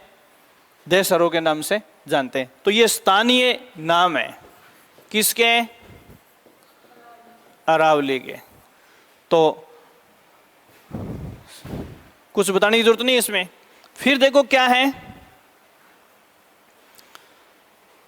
राजस्थान के भौगोलिक प्रदेश को मुख्यतः, जैसे अपन पुराणों में पढ़ते हैं तो मरु, मेरु और माद शब्द मिलते हैं। ये देखना, मरु, मेरु और माद। ये क्या है? मरु उत्तरी पश्चिमी मरुस्थल को, मेरु अरावली को, और माद हाड़ौती की पठार को। माद का मतलब क्या होता है? पठार। ये अरावली। तो कई बार बहुत छोटी सी चीज भी कि माद से तात्पर्य है, तो माद का तात्पर्य पठारी भाग से है। ठीक है, इसके अलावा जैसे अरावली को कुछ विशेष नाम भी दिए गए हैं, जैसे राजस्थान का अपलेशियन, राजस्थान का अपलेशियन। देखो अपलेशियन पर्वत श्रेणी कहाँ है? जब सेकंड ग्रेड में जीके आप पढ़ोगे तो यूएसए की है। अमेरिका के अपलेशियन पर्वत से भारत के या राजस्थान के किस, इसको राजस्थान की बजाय भारत ही लिख लो चाहे आप, तो भारत का है तो राजस्थान का तो अपने आप ही हो गया। ये शब्द लिखो, भारत का अपलेशियन। तो देखो विश्व भूगोल में जो स्थान अमेरिका के अपलेशियन पर्वत श्रेणी का है, वो स्थान भारत की भूगोल में किसका है? अरावली का है। तो ये वही बात है, प्राचीनतम वलित या मोड़दार, प्राचीनतम वलित या मोड़दार पर्वत श्रृंखला। क्यों होता है इसमें? देखो, प्राचीनतम या वलित मोड़दार पर्वत श्रृंखला का मतलब क्या है, तो ये चीज आप देखेंगे। दूसरा सवाल इससे मैं जुड़ा हुआ बता रहा हूं कि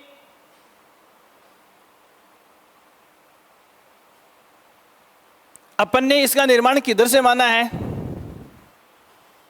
अरब सागर की ओर से। तो देखो, कई बार क्या होता है कि फोड़ा कहीं होता है और उसकी मवाद चमड़ी में कहीं निकलती है। जिस ज्वालामुखी से ये बना हुआ है उसका सेंटर किस में है? अरब सागर में। ध्यान रखना, जिस लावे के ठंडा होने से ये पर्वत श्रृंखला बनी है उसका वास्तविक स्थान, या यूं कहें कि अरावली की जड़ कहां स्थित है? अरब सागर में। उधर से ही तो बताइए मैंने आपको, उधर से ये लावा निकलना शुरू हुआ है। तो वहां एक मिनिकोय नाम का द्वीप अपन पढ़ते हैं। ये मिनिकोय द्वीप कहां है? अरब सागर में स्थित है। और मिनिकोय द्वीप जिस लावे से बना है, वहीं से निकलने वाले लावे से कौन बना है? तो या तो अरब सागर लिखा हुआ हो सकता है, या क्या लिखा हुआ मिल सकता है? मिनिकोय द्वीप लिखा हुआ मिल सकता है। ठीक है। और तो ये सवाल आपके लिए इंपॉर्टेंट है, मिनिकोय द्वीप या अरब सागर। ठीक है। तो देखो, मिनिकोय द्वीप हिंदुस्तान के प्राचीनतम द्वीपों में से एक है। कहाँ स्थित है? अरब सागर में। ये वहीं स्थित है या उसी लावे से निर्मित है जिससे अरावली बनी है। दूसरा, इसमें मैंने आपको बताया कि वलित मोड़दार क्यों कहते हैं। तो मैंने आपको बताया कि अरावली पर्वतमाला जो है वो प्री कैम्ब्रियन युग की है। इसका मतलब उस समय जीवांश नहीं थे, वनस्पति और जीव जंतु नहीं थे। इसमें क्या है? धातुएं हैं। क्या है? तो जैसे धातु जब पिघलती है, धातु जब पिघलती है तो वो जैसे लोहे का रूप जैसे घूमेगा वो लावा, और जैसे घूम के सिकुड़ता है तो मुड़ जाता है वो। तो इसकी चट्टानें कैसी है? मुड़ी हुई है। जैसे अपने यहाँ बालू का पत्थर वाले पहाड़ों को अपन खोदते हैं तो उनमें सीधी निकलती है, चुनाई का पत्थर है। लेकिन इनके पत्थर कैसे होंगे? घुमावदार होंगे। अरे जैसे अपने यहाँ इस अरावली का पत्थर है, उससे अपन चिनाई, मकानों की चुनाई क्यों नहीं कर सकते? क्योंकि ये वलित है। मेटल की वजह से ये क्या हो गए? क्रोड टाइप हो गए, घूम गए। ये स्लेट के रूप में या सीधे इन पहाड़ों में पत्थरों का जमाव नहीं हुआ है। समझ गए ना आप? तो ये वलित का मतलब खाली इनमें धातुएं हैं और जिनमें जीवांश होते हैं। जैसे एक मिट्टी की परत आ गई, फिर जीवांश आ गए, फिर मिट्टी की परत आ गई, तो वहाँ एक स्लेट या बिल्कुल समतल पत्थर है वो मिल सकता है, जबकि इनमें समतल पत्थर की संभावना बिल्कुल नहीं है। तो ये देखो, लिखो आप इसमें अगला सवाल। अरावली की जड़ अरब सागर में स्थित मिनिकोय द्वीप को माना जाता है। मिनिकोय द्वीप को माना जाता है। मिनिकोय द्वीप को माना जाता है।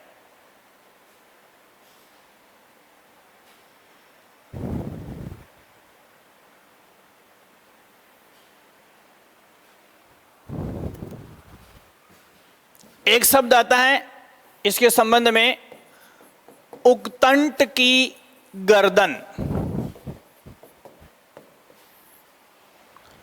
उक्तंट की गर्दन। अरावली को उक्तंट की गर्दन नाम किसने दिया है? हैं?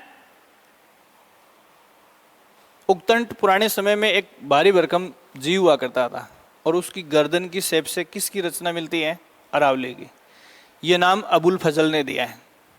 किसने दिया है? अबुल फजल ने। कौन था ये? अरे कौन था ये? अकबर के नवरत्नों में से एक था। है? दूसरा, इसके ऊपर जो पूछते, आबू जो पर्वत है, खाली आबू पर्वत की अपन बात करें तो उसको हिंदू ओलंपस की संज्ञा दी गई है। तो देखो, हिंदू ओलंपस जो है ये किसके लिए दिया गया है? आबू पर्वत के लिए, आबू पर्वत के लिए ये नाम किसने यूज किया है? कर्नल जेम्स टोड ने कहा है। बहुत ही इंपॉर्टेंट सवाल है। आबू पर्वत के लिए ये नाम किसने यूज किया है? कर्नल जेम्स टोड ने। क्यों कहा है ऐसा? तो देखो, ओलंपस का मतलब क्या होता है? ओलंपस शब्द जो है वो हिंदू देवी देवताओं या हिंदू देवी देवताओं के मंदिरों का जहां खजाना होता है, उसके लिए क्या शब्द यूज करते हैं? ओलंपस। देखो, डिक्शनरी में बहुत ही कुछ कई बार स्टैंडर्ड टाइप के शब्द यूज कर लिए जाते हैं, है ना? तो उस स्टैंडर्ड टाइप के शब्दों, पिछले दिनों एक एग्जाम में मैंने एक सवाल पढ़ा था कि वो कौन सा शासक था जिसे एंड्रोकोट कम सेंड्रोकोट कहा जाता है? समझे क्या बात? वह कौन सा शासक है विश्व का? वह कौन सा शासक है जिसे एंड्रोकोट कम सेंड्रोकोट कहा जाता है? एक उत्तरी कोरिया का शासक, उसका नाम क्या है? मेरे दिमाग से निकल गया। King Jong. वो एट प्रेजेंट फुली सेंड्रोकोट है। सेंड्रोकोट उसको कहते हैं जिसके अंग रक्षक खाली महिलाएं होती हैं, उसकी बॉडीगार्ड फीमेल है। सिकंदर एक ऐसा शासक था जो एंड्रोकोट कम सेंड्रोकोट था, मतलब उसको बचाने के लिए अंग रक्षकों का जो लबादा होता था उतने ही पुरुष अंग रक्षक होते थे जितनी महिला अंग रक्षिकाएं होती थी। एंड्रोकोट पुरुष अंग रक्षक और सेंड्रोकोट, समझ में आ गई बात? एंड्रोकोट कम सेंड्रोकोट। अब पहली बात तो इतिहास पढ़ने वाले बहुत सारे खिलाड़ी ऐसे थे जिनको यही पता नहीं था कि अगले ने पूछा क्या है, फिर तो अंधेरे में तीर मारने वाली बात हो जाती है। तो ओलंपस शब्द जहां भी आए, ओलंपस का संबंध हिंदू देवी देवताओं से या उनके मंदिरों से। तो आप इसमें लिखो, मंदिरों की अधिकता के कारण। ऐसा क्यों कहा गया है? मंदिरों की अधिकता के कारण। कर्नल जेम्स टोड ने आबू पर्वत को क्या कहा है? हिंदू ओलंपस। ठीक है? जबकि हिंदू देवी देवताओं का अजायब घर किसको कहते हैं? कौन बताएगा? हिंदू देवी देवताओं का अजायब घर। अजायब घर का मतलब क्या होता है? म्यूजियम। म्यूजियम और ओलंपस। तो देखो, जहां देवी देवताओं की मूर्तियां बड़ी मात्रा में स्थापित की जाती हैं, हाँ, विजय स्तंभ चित्तौड़गढ़। विजय स्तंभ और कीर्ति स्तंभ में क्या फर्क है? विजय स्तंभ और कीर्ति स्तंभ एक ही है क्या? ये अलग अलग है? ये कल देख क्या हो गए? कल की गुत्थी है, हैं? आपको देखना है कि कीर्ति स्तंभ विजय स्तंभ का पार्ट है, विजय स्तंभ कीर्ति स्तंभ का पार्ट है, दोनों एक हैं या दोनों अलग अलग हैं? ये लो उलझा दिया अगले नहीं, बहुत पढ़ते हो नहीं इसके बारे में, हैं? पार्ट है। हाँ, विजय स्तंभ और कीर्ति स्तंभ। देखो, कीर्ति का मतलब होता है पताका। किसने बनाया था ये बताओ आप? हैं? कुंभा ने। देखो, हर्षवर्धन के बाद हिंदुस्तान की धरती के ऊपर यदि कोई आदमी हिंदू शासक बनने का सपना देख रहा था, वो महाराणा कुंभा ही था। देखो, हिंदू राष्ट्र की कल्पना जब आप पढ़ोगे तो प्राचीन हिस्ट्री में हर्षवर्धन को आप निकाल दोगे। हर्षवर्धन के बाद कुंभा ने प्रयास किया था। ठीक है? कुंभा के बाद में थोड़ा बहुत अगर अपन बात करते हैं तो पृथ्वीराज चौहान की भी अपन कर सकते हैं इसमें, लेकिन वो उतना सफल नहीं हुआ था। तो कीर्ति का मतलब होता है पताका और विजय का मतलब होता है जीत। तो देखो, कीर्ति स्तंभ के एक पार्ट के रूप में विजय स्तंभ में उसने अपने मालवा विजय का उल्लेख किया है। तो वो पार्ट किसका है? कीर्ति स्तंभ का। तो उसने जो किसकी पताका? हिंदुत्व की। किसकी पताका? हिंदुत्व की। तो उसने हिंदू देवी देवताओं की हजारों मूर्तियों को उस स्तंभ के ऊपर विराजमान किया है। ठीक है? तो आप इसमें ये ध्यान रखेंगे। एक जैसे राजस्थान की या राज्य की जीवन रेखा बोलते हैं इसको। राजस्थान की या राज्य की जीवन रेखा बोलते हैं, लाइफ लाइन। तो इसको राजस्थान की लाइफ लाइन क्यों बोलते हैं? देयर आर मैनी रीजंस, बहुत सारे कारण हैं इसके। खाली ये इतनी सी बात नहीं है, लाइफ लाइन का नाम दिया है, इसका मतलब बहुत कुछ यहाँ की जीवन शैली को डिसाइड करने में इसका योगदान है। तो इसमें मुख्य कारणों में आप क्या क्या गिनाओगे? जैसे मैंने आपको बताया, प्राचीनतम वलित पर्वत श्रृंखलाओं में से एक है। खनिज पदार्थों के मामले में प्रचुर भंडार यहाँ उपस्थित है। जैसे अभी जल्द ही अपने यहाँ माइनिंग में प्लांट लगने वाला है यूरेनियम का, उसके लिए रिहर्सल हो रहा है। तो जैसे उधर बसावा की तरफ से लोगों को खदेड़ दिया, तो अपने को भी खदेड़ने वाले हैं। हाँ, जैसे माइनिंग शुरू होगी निश्चित तौर पर यहाँ से लोगों को हटाएंगे। तो पहली बात तो है, तेरे के क्या रहे, तू नानी से ले जाइए यार, बटे तो कोई दिक्कत है ही को नहीं की है। जैसलमेर वाला बाटा है, क्या दिक्कत है बटे, घना ही भीड़ पड़े हैं। ज़्यादा से ज़्यादा के किसी सरकार बटे सोलर प्लांट लगा सी तो बहुत बढ़िया मकान को बनाना पड़ा, छत बना देसी ऊपर है, तंबू तो भी के ऊपर लागी जैसी बढ़िया सी। दूसरा देखो, इसमें पहला मैंने बताया खनिज की स्थिति, दूसरा देखो मरुस्थलीकरण का अवरोध मैंने आपको बताया। अगर अरावली नहीं होती तो अब तक दक्षिणी पूर्वी राजस्थान पूरा किस में तब्दील हो जाता, मरुस्थल में तब्दील हो जाता। हालांकि दिल्ली की तरफ इसका खतरा अब भी बढ़ रहा है। नदियों का अपवाह, जैसे अपन अरब सागर में गिरने वाली नदियां, तो देखो इसको पानी के मामले में न केवल राजस्थान की बल्कि पूरे हिंदुस्तान की ग्रेट डिवाइडिंग रेंज बोलते हैं। मतलब अरब सागर में गिरने वाली और बंगाल की खाड़ी में गिरने वाली नदियों का विभाजन इसी से हुआ है। समझ आएगी बात। और वर्षा की बात करें तो राजस्थान की वर्षा की दिशा ही नहीं, भारत की वर्षा की दिशा भी डिसाइड करती है। तो राजस्थान और भारत दोनों के लिए मुख्य जल विभाजक का मतलब अपवाह तंत्र को भी डिसाइड करती है और बारिश को भी डिसाइड करती है। जल विभाजक को दोनों भागों में दोनों रूपों में देखोगे, बारिश के रूप में भी डिवाइडिंग रेंज का काम करती है और नदियों के अपवाह के मामले में भी डिवाइडिंग रेंज का काम करती है। ठीक है। इसके अलावा मानसून की डायरेक्शन इसी से डिसाइड होती है। तो यहाँ की एग्रीकल्चर या कृषि प्रणाली वो सीधी सीधी मानसून पर डिपेंड करती है, तो कृषि को सीधा सीधा प्रभावित करती है।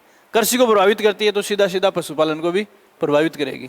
इसके अलावा लाइफ में क्या बच गया, वन और वन्य जीव। तो अधिकांश वन्य जीव अभ्यारण्य किस में स्थित है, अरावली रेंज में ही स्थित है।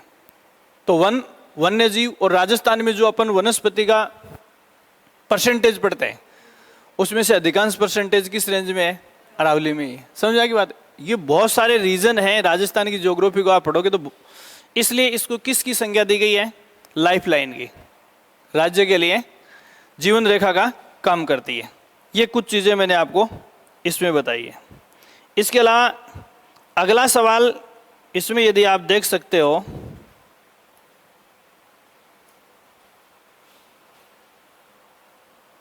एक सवाल जैसे आता है इसमें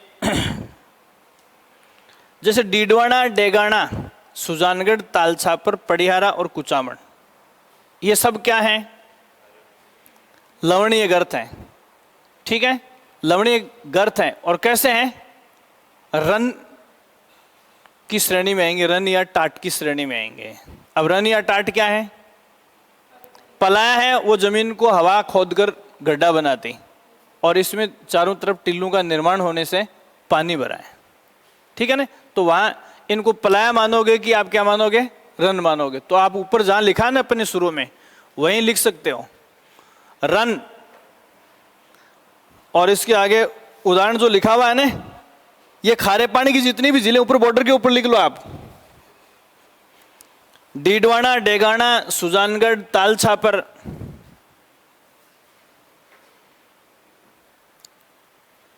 ये सब क्या है, डैश करके रन लिख लेना। रन का मतलब है कि टिल्लों का निर्माण होने से बने गड्ढों में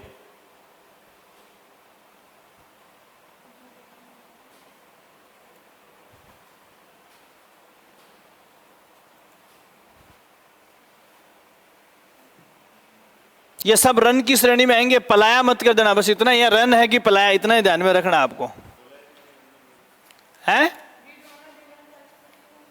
हाँ पलाया क्या है? अरे पलाया कोलायत में झील है, नाम दे दिया कोई बात नहीं है। एक्चुअल में पलाया का मीनिंग क्या है? पलाया भूगोल की कौन सी स्ट्रक्चर को कहेंगे जिसमें रेत मिट्टी को हटाकर गड्ढा करेगी और उसमें बारिश का पानी भरेगा? इसका मतलब उसको भी नाम पलाया क्यों दिया है? इसीलिए दिया है। ठीक है, बाकी अपन झीलें वगैरह जहाँ पढ़ेंगे वहाँ देखेंगे।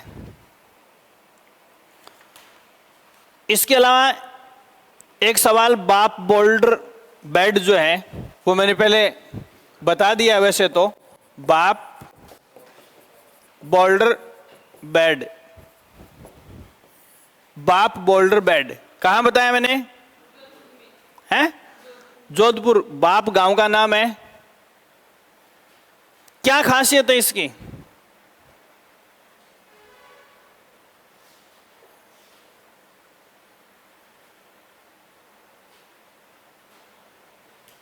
बोलो, क्या बताया मैंने? बाप बोल्डर फील्ड की क्या विशेषता मैंने आपको बताई है?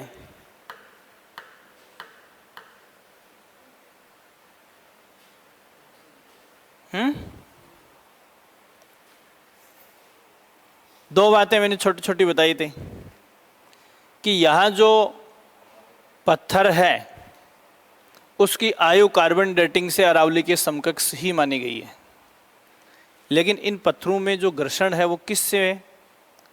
हीम। ये बात बड़ी है, तो आप इसमें लिखो अरावली के समकक्ष।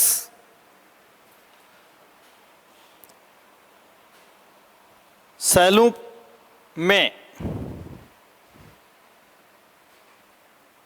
अरावली के समकक्ष सैलू में हिमवाहित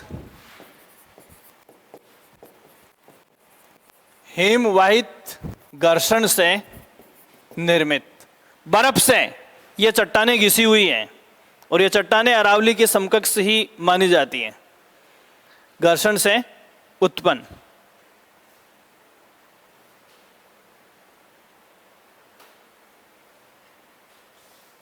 ठीक है, यहां जो चट्टानें हैं ना,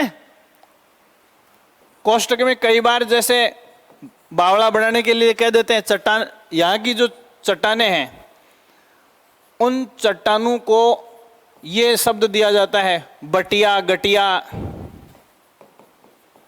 बटिया गटिया। हालांकि कोई इंपॉर्टेंट नहीं है, लेकिन कई बार जैसे हजारों में से एक सवाल ऐसा अटपटा सा बना देते हैं, लेकिन सवाल यहां से जो आपसे पूछ सकते हैं वो मैंने आपको बता दिया है। एक आता है इसमें बादुरा बालुकास्म, दूसरा शब्द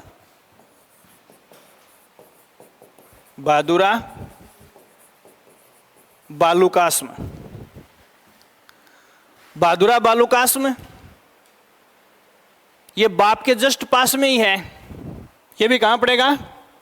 जोधपुर में। ऊपर वाला भी किस में है? देखो, बाप और बादुरा दोनों शब्द किस में आपको पढ़ने हैं?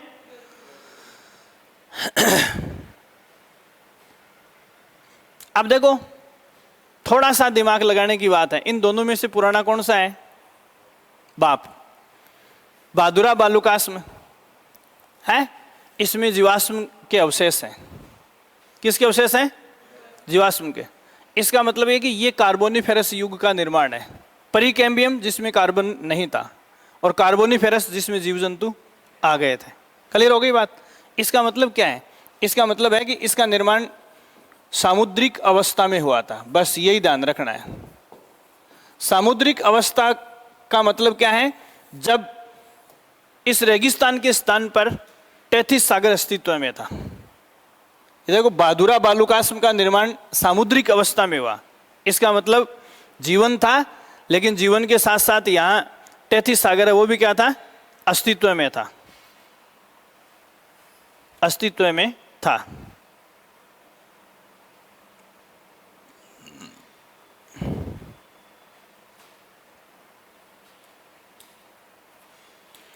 एक सवाल आता है रंधा एवं बिरमानिया। रंधा एवं बिरमानिया ये जैसलमेर का है। किसका है? जैसलमेर का। तो रंधा और बिरमानिया की जो पहाड़ियां हैं ये किसके लिए विख्यात हैं? सममित वलन के लिए। क्या शब्द लिखोगे? सममित वलन, सिमेट्रिकल फोल्ड। ये शब्द जानते हो क्या? सममित वलन या सिमेट्रिकल फोल्ड किसको कहते हैं? समझ गए आप? जैसे एक तो कपड़ा है, ठीक है ना, अपन ने शर्ट को उतारा और यूं यूं करके फेंक दिया, फोल्ड तो पड़ गया नहीं, इसमें फोल्ड तो हो गया। या थैले में डाल के ले जाते हैं तो पकड़ा, ठूसा, बैग में डाला और कंधे पे रखा, फोल्ड पड़े हैं। कैसे हैं? एसिमेट्रिकल है। एक कपड़े को अपन ने सीधा किया, पहला बराबर फोल्ड दिया, दूसरा बराबर फोल्ड दिया, तीसरा बराबर फोल्ड दिया। अगर उसके बीचों बीच कट लगाएंगे तो दोनों पार्ट उसके क्या होंगे? एक जैसे, सिमेट्रिकल फोल्ड। समझ गए क्या? तो यहां ये जो रंधा और बिरमानिया की जो शैलें हैं, चट्टाने हैं, वो किसके लिए विख्यात है? सिमेट्रिकल वलन, सममित वलन या सिमेट्रिकल फोल्ड के लिए। मतलब उसके बीचों बीच कट लगाएंगे तो दोनों तरफ की स्ट्रक्चर कैसी होंगी? एक जैसी होंगी। इसके अलावा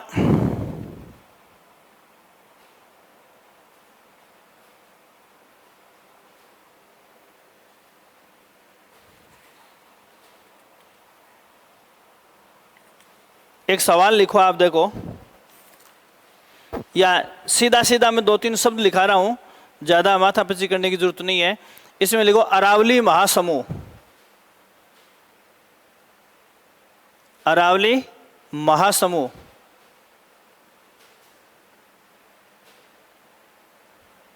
अरावली महासमूह के शैलों को संरचना के आधार पर अरावली महासमूह की शैलों को संरचना के आधार पर 2 समूह में बांटा जाता है। 2 समूह में बांटा जाता है, फाडोल एवं उदयपुर।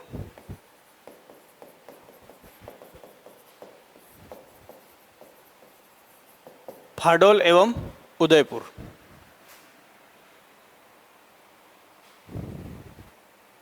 तो सीधा सा है, उदयपुर से तो समझ में आ जाएगा। तो फाडोल समूह की चट्टानें कहां पाई जाती हैं? अरावली में, यह ध्यान रखना है। दूसरा, एक इसमें ये जो महासमूह शब्द लिखा रहा हूं ना, ये प्रीकैम्बियम युग में जो पर्वतें बनी है यहां, उन पर्वतों की अलग अलग रेंज बनी हुई है, तो इनके बारे में डिटेल से देखने की जरूरत नहीं है। दूसरा सवाल आप इसमें देखेंगे, दिल्ली महासमूह की चट्टानों का विस्तार। दिल्ली महासमूह की चट्टानों का विस्तार, दिल्ली महासमूह की चट्टानों का विस्तार, दिल्ली महासमूह की चट्टानों का विस्तार राजस्थान में दिल्ली से लेकर गुजरात तक है। दिल्ली से लेकर गुजरात तक है।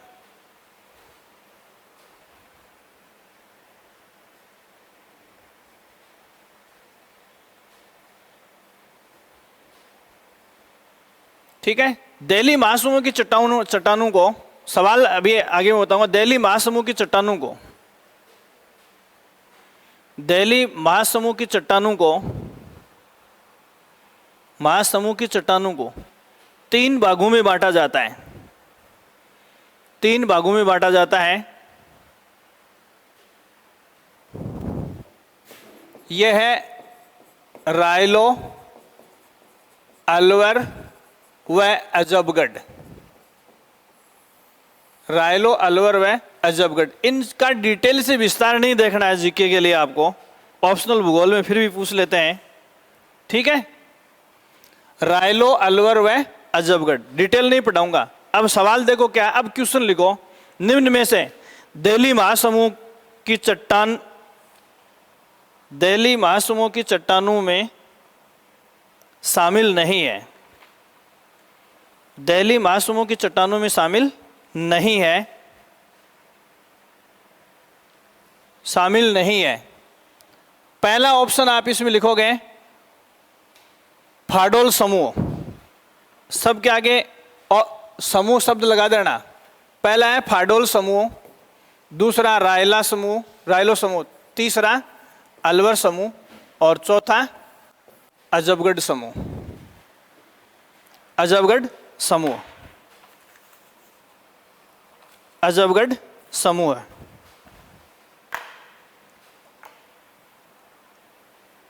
अजबगढ़ समूह।